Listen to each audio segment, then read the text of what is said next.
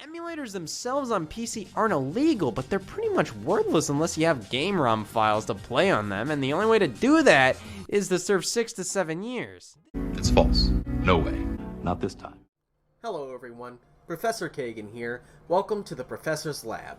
In this series I will be showing you little tutorials in terms of gaming or technology that might be useful to you.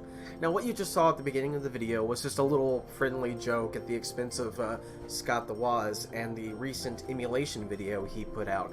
Emulation's been a big topic recently, and I wanted to show you all that yes you can back up copies of games that you have bought in the past and use them with emulators.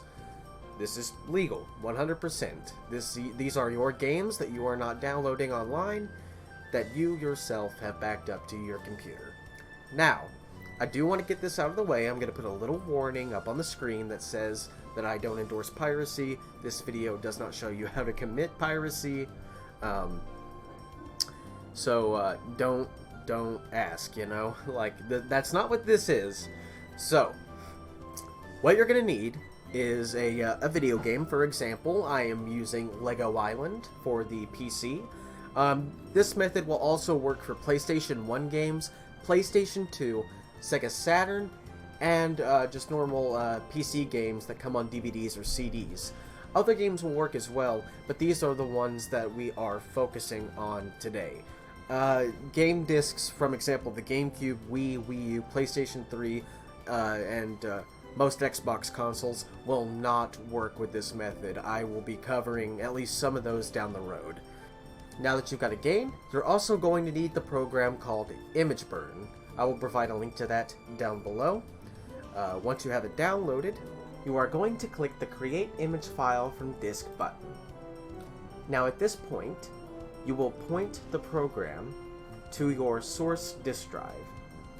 It should already select it unless you have more than one disk drive, so you shouldn't need to worry about that. You also don't need to worry about label, imp ID, or file system, but you do need to take a look at destination. Basically, this is where the program has chosen to output your ISO file. If you wish to change this, do so there. All you have to do is just press the little magnifying glass over the folder and just click on what location you want it to stay at. You can also rename it as well. Capacity and free space is rather self-explanatory. It tells you how big the drive that you're going to put your file on is and how much free space is left in it. The window up in the top right is mostly nothing you need to worry about. It will tell you what read speed your drive supports, so I recommend setting your read speed to whichever one it supports, be it 10 speed or 12 speed or even as high as 24 speed. Basically just set both of these little read speed settings to the same as to whatever it says it supports. Now when you're ready, you will press the little disk to disk on file button, and it will start working. You can also add some little other tidbits. You can have the program shut itself off when you're done dumping your disk, or you can just have your computer turn off entirely. You can do, you know, either one of these, it doesn't really matter. You can also have the disk drive eject the disk once it is done. You can do this at your own discretion, that doesn't particularly matter. It may take a few minutes, you know, anywhere from 2 to 15 minutes for your disk to dump. It just depends on how good your disk reader is.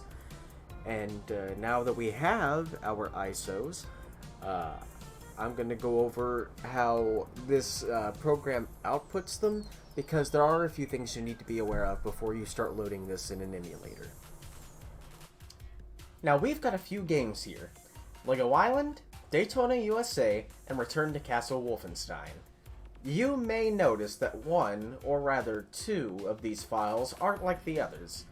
There's two Daytona USA files, one ending in .bin, the other ending in .q. This is often the same for PlayStation 1 games and specific PlayStation 2 games.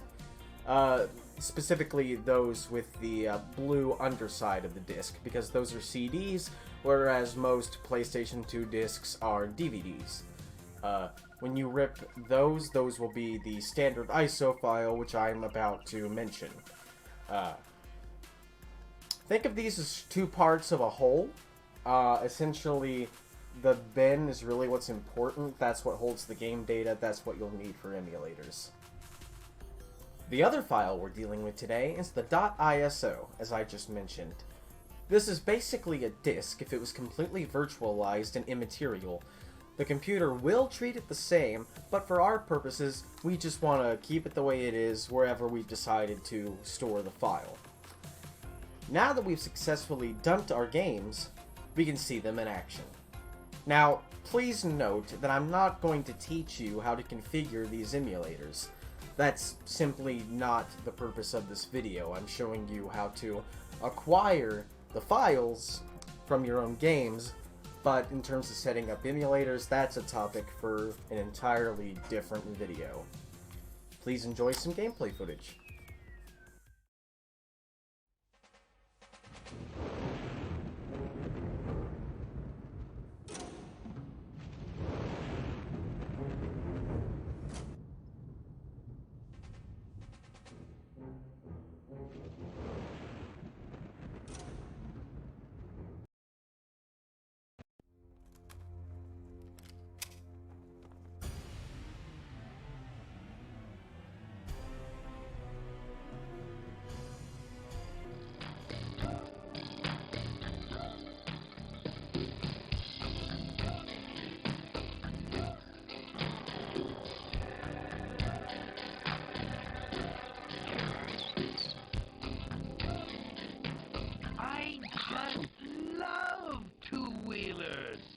Remember, if you ever wanted...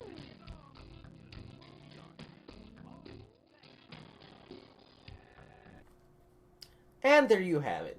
I hope this has proved useful to you, and I hope to see you all in the lab again sometime soon. I'm Professor Kagan, Professor in Ego Only.